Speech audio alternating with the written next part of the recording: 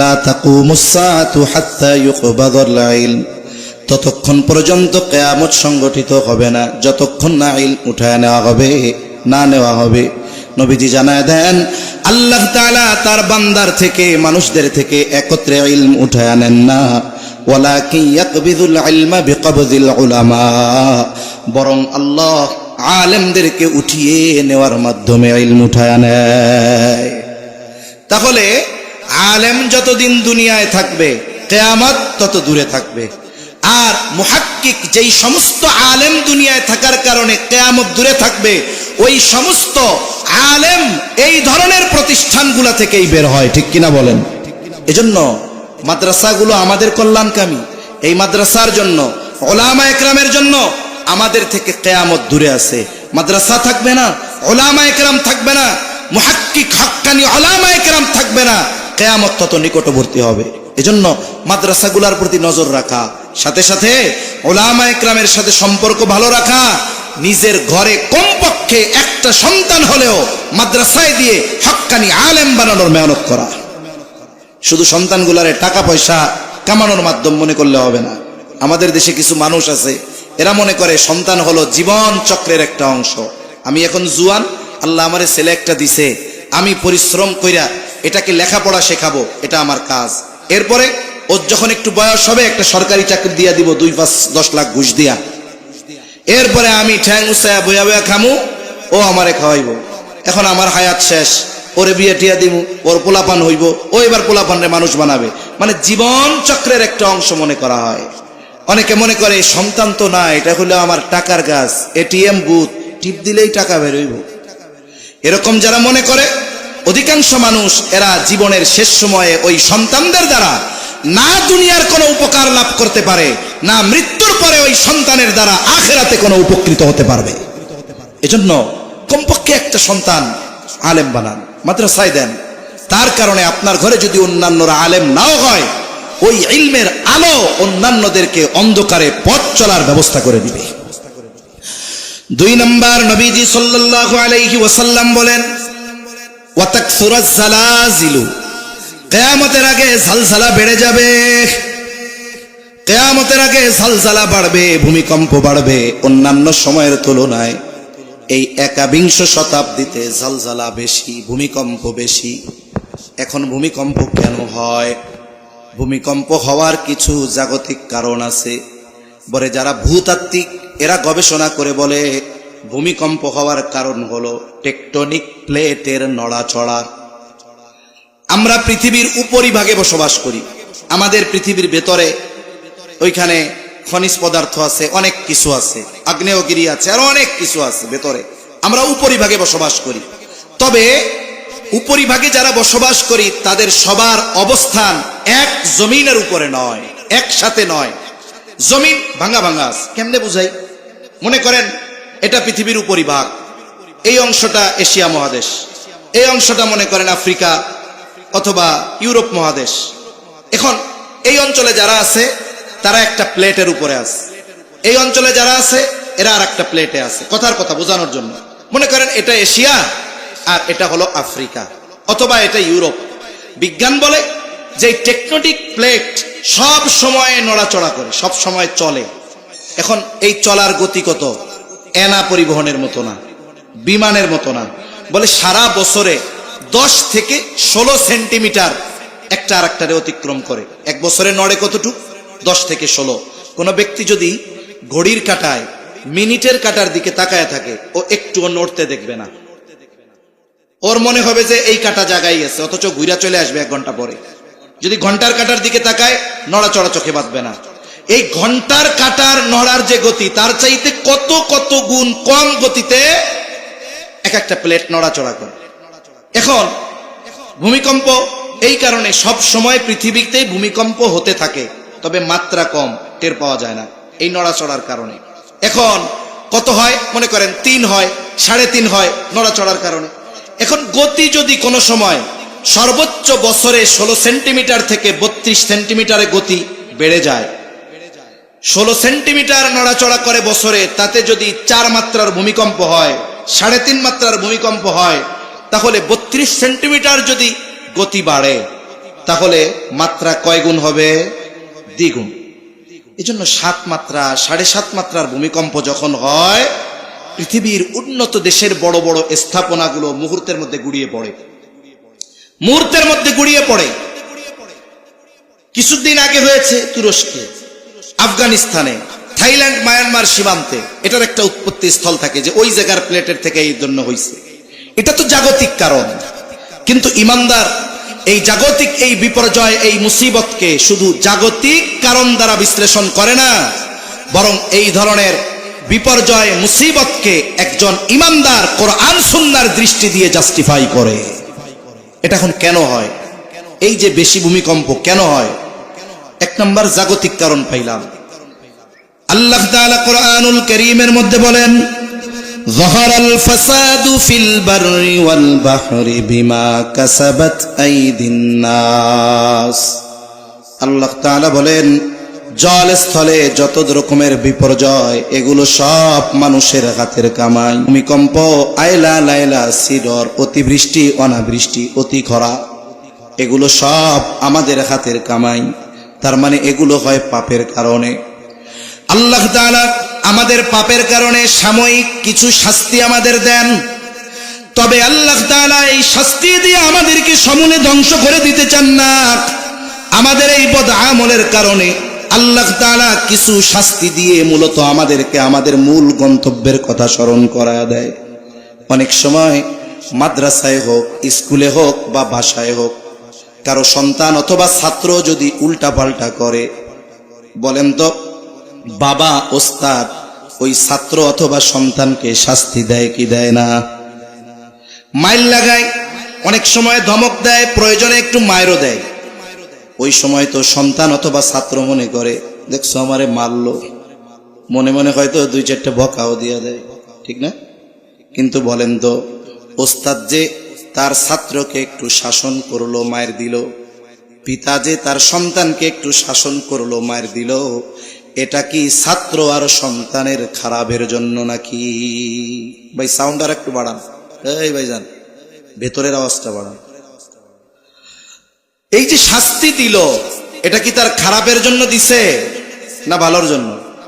ওই অন্যায় যদি কেউ করে, বাহিরের কেউ ওই ছাত্ররে পিটাবে? পিটাবে না, কারণ বাহিরের মানুষ তো তার কল্যাণকামী না। এক বাবার সন্তান অপরাধ করছে, বাহিরের মানুষ তাকে শাস্তি দিবে না কেন? বলে ওই লোক তো কল্যাণকামী না, তার বাবা কল্যাণকামী, এজন্য একটু শাস্তি দিছে। কেন? বলে ওই মন্দ কাজ যেন সে আর না করে। আল্লাহ তাআলা মূলত শাস্তি দিয়ে আমাদেরকে শেষ করে দিতে চান না। লিউযীকুহুম বা'দাল্লাযী আমিলু লাআল্লাহুম ইয়ারজিউন। আল্লাহ তাআলা কেন শাস্তি দেন? যাতে করে আমরা আল্লাহর দিকে প্রত্যাবর্তন করি, আমরা আল্লাহর দিকে ফিরে আসি। এই জন্য আল্লাহ তাআলা সাময়িক শাস্তি দিয়ে বান্দাকে সতর্ক করে দেয়, বান্দা তুমি পাপাচারে নিমজ্জিত হয়েও না, অন্যায়ের মধ্যে নিমজ্জিত হয়েও না, তুমি যথা দ্রুত সম্ভব আমি আল্লাহর দিকে তুমি ফিরে আসো। তাহলে ভূমিকম্প হওয়ার অন্যতম কারণ কি? মানুষের পাপ। সময়ের সাথে সাথে মানুষের পাপাচার অনাচার বাড়বে, এটা স্বাভাবিক। কিয়ামত নিকটবর্তী হবে, ভূমিকম্প বাড়বে। তবে আমাদের কি করণীয়? বলে পাপাচার বাড়ে বাড়ুক, সেটা পরের কথা, কিন্তু পাপাচার যেন আমার আপনার মাধ্যমে না হয়। এই ভূমিকম্প হওয়ার কারণ যেটা, সেটা যেন আমার মধ্যে না থাকে। আল্লাহ তৌফিক দান করেন, আমিন। 3 নম্বর, নবীজি সাল্লাল্লাহু আলাইহি ওয়াসাল্লাম বলেন, ওয়াতাকারাবাজ জামান, সময় নিকটবর্তী হয়ে যাবে। এক জুমা থেকে আরেক জুমা তাড়াতাড়ি চলে আসবে। আখিরুজ জামানে এমনটা হবে, একটা বছরকে মনে হবে মাসের মতো, মাসকে মনে হবে সপ্তাহের মতো, সপ্তাহকে মনে হবে দিনের মতো, দিনকে মনে হবে ঘন্টার মতো, ঘন্টাকে মনে হবে মিনিটের মতো, মিনিটকে মনে হবে সেকেন্ডের মতো, আগুনের স্ফুলিঙ্গের মতো। মুহূর্তের ভিতরে সময় চলে যাবে। মুহাদ্দিসিনে কেরাম বলেন, এর দ্বারা মূল কথা হলো সময় থেকে বরকত উঠে যাবে, সময় থেকে বরকত উঠে যাবে। সময় থেকে বরকত উঠে যায় কেন? বলে সময়ের সদ্ব্যবহার না করার কারণে। আমাদের জীবনে আল্লাহ আমাদের যত নিয়ামত দিয়েছেন, এর মধ্যে অন্যতম নেয়ামত হলো হায়াত, সময়। এই যে বেঁচে আছে, এটা আল্লাহর পক্ষ থেকে নেয়ামত না? যেই মানুষগুলো হায়াতের শব্দ ব্যবহার করে না, এই সময়ের মূল্যায়ন করে না, এই মানুষগুলো মরার পরে আল্লাহর কাছে একটু সময় চায়, কিন্তু আল্লাহ তাকে দিবে না। যেই মানুষগুলো এই দুনিয়ার হায়াত, দুনিয়ার সময় হেলায় খেলায় কাটায় দিছে, নেক কাজ করে নাই, ভালো কাজ করে নাই, বন্ধু বান্ধবের আড্ডায় সময়টাকে কাটায় দিছে, গুনার কাজে কাটায় দিছে, হঠাৎ মৃত্যু চলে আসছে। এখন এই মানুষগুলো মারা গেল, বলে মৃত মানুষ তো কথা বলে, তবে দুনিয়ার মানুষ শুনতে পায় না। নবীজি বলেন, যদি মৃত মানুষের কথা দুনিয়ার মানুষ শুনতে পাইত, তাহলে ভয়ে তারা দাফন কাফন বাদ দিয়া দিত। কথা যে বলে আমরা শুনি না, কিন্তু শুনে কে? কে শুনে? কে শুনে? এই তিনবার করার পরেও এই আওয়াজ, হায় হায়। আপনারা না গাজীপুরের মুসলমান, নামের আগেই তো গাজী। কেউ শুনে না, শোনে কে? আরো জোরে বলেন, কে শুনে? আল্লাহ শুনে। এখন কি বলে সে আল্লাহর কাছে? সে তো আল্লাহর হুকুম আহকাম মানে নাই, সম্পদে ছিল, দান সাদাকা কিছুই করে নাই, নেক কাজ করে নাই, নামাজ পড়ে নাই, রোজা রাখে নাই, শুধু চায়ের দোকানে বন্ধুদের সাথে আড্ডা দিয়ে সময় কাটায় দিছে। ওই লোক এবার আল্লাহর কাছে ফরিয়াদ করে মরার পর, ফায়াকুলা রব্বি লাউলা আখখারতানি ইলা আজালিন করিব ফাআসাদদাক ওয়া আকুম মিনাস সালিহিন। যেই মানুষগুলো দুনিয়ার হায়াত ভালো কাজে কাটায় নাই, ওই মানুষগুলো আল্লাহর কাছে বলবে মৃত্যুর পর, আবার রব আমারে কিছু সময়ের জন্য একটু অবকাশ দেন, আবার দুনিয়ায় যাওয়ার একটু সুযোগ দেন। এইবার যদি খালি একটু দুনিয়ায় যাইতে দেন আল্লাহ, আমারে যা সম্পদ দিয়েছিলেন সব দান সাদকা করমু, শুধু তাই না, এত বেশি নেক আমল করব, ওয়া আকুম মিনাস সালিহিন, আমি সৎ কর্মশীলদের অন্তর্ভুক্ত হয়ে যাব। বুঝে থাকলে জবান খুলে জবাব দিবেন। ওই লোক যত আবেগ নিয়ে, যত দরদ নিয়ে আল্লাহ তাআলার কাছে এই ফরিয়াদ করুক না কেন, একটা সেকেন্ডের জন্য তাকে দুনিয়ায় আসার সুযোগ দেওয়া হবে নাকি? ওই সময় সে যেই জিনিসটা আল্লাহর কাছে চাইবে, ওইটা আমার আপনার কাছে এখন আছে না নাই? বেঁচে আছি, সময় আছে না? তাহলে এই সময় আমি চায়ের দোকানে কেন কাটাবো? আমি গুনাহের মজলিসে কেন কাটাবো? আমার জীবনের মূল্যবান সময়গুলো কেন আমি ফেসবুকের মধ্যে কাটাবো? আমার জীবনের মূল্যবান সময়গুলো কেন আমি অহেতুক মজলিসে বসে কাটাবো? এগুলো যারা করে, ওরা মরার পরে সময়ের, হায়াতের মূল্য বুঝবে, মাগার করার কিছু থাকবে না। এজন্য সময় থাকতে সময়ের কদর করা। সময়ের মধ্যে বরকত চলে যায় কেমনে? সময়কে অহেতুক গুনার কাজে ব্যয় করার মাধ্যমে। আর ভালো কাজে যখন সময় ব্যয় করা হয়, ওই সময়কে আল্লাহ তাআলা প্রলম্বিত করে দেয়। জাস্টিস মুফতি তকি উসমানী দামাত বরকাতুহুল আলিয়া, উনি সময়ের ব্যবহারের ব্যাপারে বলছেন, সময় হলো এমন এক জিনিস, ব্যক্তির ব্যবহারের উপরে সময়ের মধ্যে বরকত আসে।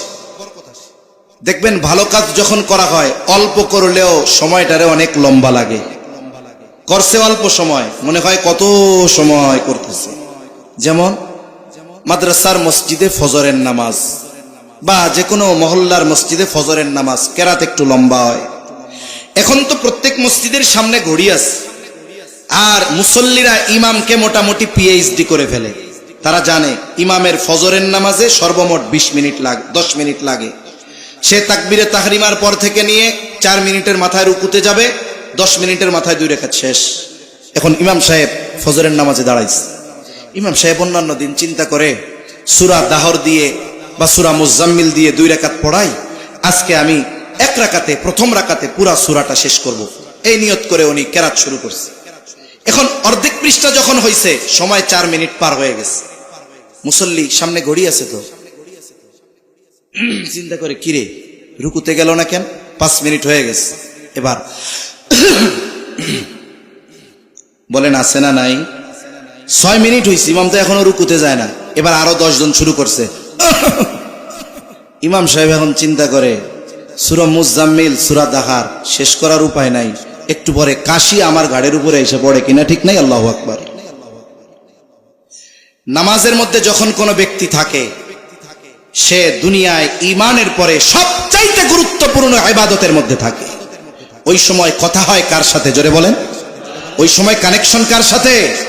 অথচ এই জায়গায় 2 মিনিট অনেক লম্বা মনে হয়। তারাবি হয় মসজিদের মধ্যে, মুসল্লিরা খোঁজ নেয় কোন মসজিদে কত তাড়াতাড়ি হয়। এই মসজিদের হাফেজ সাহেবরা এসে কয়, হুজুর কি যে পড়েন বুঝলাম না, ওরাও কোরআন পড়ে আপনারাও পড়েন, আপনাকে তারাবি ভিতির টিতির নিয়ে 40 মিনিট লাগে, অমুক কেন্দ্রীয় মসজিদে লাগে 35 মিনিট। আগামীকাল থেকে যদি আপনারা 32 মিনিটে প্যাকেজ শেষ না করেন তাহলে নামাজ কালাম পড়বো না, টাকা পয়সায় মসজিদে দিব। আছে না নাই? মসজিদে 8 মিনিট সময় বেশি থাকবে, ভালো লাগে না কেন? এই সময়টা ভালো কাজে যাবে, এই জন্য কোরআন শরীফ পড়বে না। যদি কোনো মতে পড়তে বসে 1 পৃষ্ঠা পড়বে 5 মিনিট 10 মিনিট নিয়ে, বা 2 পৃষ্ঠা পড়বে, একটু পরে মাজায় ব্যথা, কোমরে ব্যথা, গলায় ব্যথা, গলা শুকায় গেছে, অমুক প্রয়োজনের কথা মনে পড়ছে, মনে হবে আরে আল্লাহ 5 ঘন্টা ধরে মনে হয় কোরআন শরীফ পড়তেছি, সাদাকাল্লাহুল আযীম, রাইখা চলে যাবে। বলেন আছে না নাই? এর দ্বারা কি বুঝলেন? যে ভালো কাজ করলে সময়টা প্রলম্বিত হয়ে যায়। অথচ ওই লোক কোরআন পড়া বাদ দিয়া নামাজের মধ্যে কাশাকাশি করে ঘন্টার পর ঘন্টা মসজিদের চায়ের দোকানে বসে কাটিয়ে দেয়। আছে না নাই? ওই সময় মাজাও ব্যথায় না, গিরাও ব্যথায় না, কাশিও আসে না, বল খেলা দেখতেছে তখন আর মাজা কোমর কিচ্ছু ব্যথায় না, ফেসবুক চলতেছে তখন মাজা কোমর ব্যথায় না। কিন্তু এই সময়গুলো দ্রুত চলে যায়, বরকত শূন্য হয়ে যায়, আর ওই মরার পরে বুঝবে কিন্তু করার কিছু থাকবে না। এজন্য আমাদের সময়টা যেন বরকতময় হয়, সময় যেন প্রলম্বিত হয়। এজন্য আমরা আমাদের এই হায়াতে, এই সময়ের মধ্যে ভালো কাজ বেশি করব। আল্লাহ তৌফিক দান করেন। 4 নম্বর, নবীজি সাল্লাল্লাহু আলাইহি ওয়াসাল্লাম বলেন, ওয়াতাযহারাল ফিতান, ফিতনা প্রকাশ না পাওয়া পর্যন্ত কিয়ামত সংগঠিত হবে না। মুহাদ্দিসিনে কেরাম বলেন, এখানে ফিতনা দ্বারা উদ্দেশ্য হলো দাজ্জালের ফিতনা। কিয়ামতের আগে এই উম্মতের জন্য সবচাইতে বড় ফিতনা হলো দাজ্জালের ফিতনা। নবীজি সাল্লাল্লাহু আলাইহি ওয়াসাল্লাম দাজ্জালের ফিতনা থেকে যেন উম্মত হেফাজতে থাকতে পারে, এই জন্য আল্লাহ তাআলা আমাকে আপনাকে কোরআনের আয়াত দিয়া দাজ্জালের ফিতনা থেকে বাঁচার পদ্ধতি নবীজির মাধ্যমে আল্লাহ শিখায়া দিয়েছে। দাজ্জাল হঠাৎ করে চলে আসবে না। দাজ্জাল আসার আগে একের পর এক ফিতনা আসবে। দাজ্জাল আসার আগে হাজারো ফিতনার বীজ বপন হবে। ফিতনা এমন ভাবে এই উম্মতের উপরে আসতে থাকবে, বলে তসবিহ ছিঁড়ে গেলে যেমন তসবির দানা একটার পর একটা পড়তে থাকে, অনুরূপ ভাবে এই উম্মতের উপরে একের পর এক ফিতনা আসতে থাকবে। এভাবে দাজ্জাল আসার ক্ষেত্র প্রেক্ষাপট তৈরি হবে। নবীজি সাল্লাল্লাহু আলাইহি ওয়াসাল্লাম আমল শিখায়া দিয়েছেন, জুমার দিন সূরা কাহফের আমল যারা করবে, নবীজি জানায় দেন আল্লাহ তাআলা তাদেরকে দাজ্জালের ফিতনা থেকে হেফাজত করবে। কমপক্ষে সূরা কাহফের প্রথম 10 আয়াত তিলাওয়াতে অভ্যস্ত আমাদের হতে হবে। আমরা বেঁচে থাকার জন্য শ্বাস প্রশ্বাস যেমন জরুরি, না খেয়ে কয়েকদিন আল্লাহ বাঁচায় রাখলে বেঁচে থাকতে পারবে, কিন্তু আল্লাহ বেঁচে থাকার জন্য যেটাকে কম্পালসারি করে দিয়েছেন, আবশ্যকীয় করে দিয়েছেন, সেটা না থাকলে তো বাঁচা যাবে না। 5 মিনিট কেউ আছে অক্সিজেন নেওয়া ছাড়া অথবা কার্বন ডাই অক্সাইড ছাড়া ব্যতীত 5টা মিনিট নাক মুখ সাইপা ধরবে, আর সে চ্যালেঞ্জ দিবে যে হ্যাঁ 5 মিনিটে আমার কিছু হবে না। আছে কেউ এরকম? গাজীপুর না, গোটা দেশের মধ্যে কেউ নাই। হয়তো বিশেষ কিছু মানুষ থাকতে পারে 5-7 মিনিট, ওটা ভিন্ন কথা, কিন্তু এই অক্সিজেন বিহীন বেঁচে থাকা অসম্ভব। এটা আমাদের জন্য বেঁচে থাকার জন্য জরুরি। আমরা অনুরূপ ভাবে সূরা কাহফের আমলটা আমাদের জীবনে ওই রকম জরুরি বানাবো। বলেন ইনশাআল্লাহ। বুজুর্গানে দিন বলেন, যেই আমল দাজ্জালের মতো এই মহা ফিতনা থেকে উম্মতকে হেফাজত করবে, আশা করা যায় ওই আমলে যে অভ্যস্ত হবে, দাজ্জাল আসার আগে যত ধরনের ফিতনা আসুক না কেন, আল্লাহ তাআলা এই আমলের বরকতে ওই ধরনের সকল ফিতনা থেকে আল্লাহ তাকে হেফাজত করবে। 5 নম্বর নবীজি সাল্লাল্লাহু আলাইহি ওয়াসাল্লাম বলেন ওয়াতাকসুরুল হারাজ, হত্যাকাণ্ড বেড়ে যাবে। সাহাবায়ে কেরাম জিজ্ঞাসা করলেন ইয়া রাসূলুল্লাহ সাল্লাল্লাহু আলাইহি ওয়াসাল্লাম, আমরা তো প্রতি বছর অনেক মুশরিকদের হত্যা করি, এটা কি হারাজ? নবীজি বললেন না, ওয়াহুয়াল কাতলুল কতল। নবীজি বলেন না, এটা হারাজ নয়, এটা হলো পারস্পরিক হত্যাকাণ্ড। তার মানে এই হত্যা মুশরিক কাফের কর্তৃক মুসলমানদের করা হবে এমনটা নয়, বরং এই হত্যাকাণ্ড মুসলমানদের একে অপরের মধ্যে সংগঠিত হবে।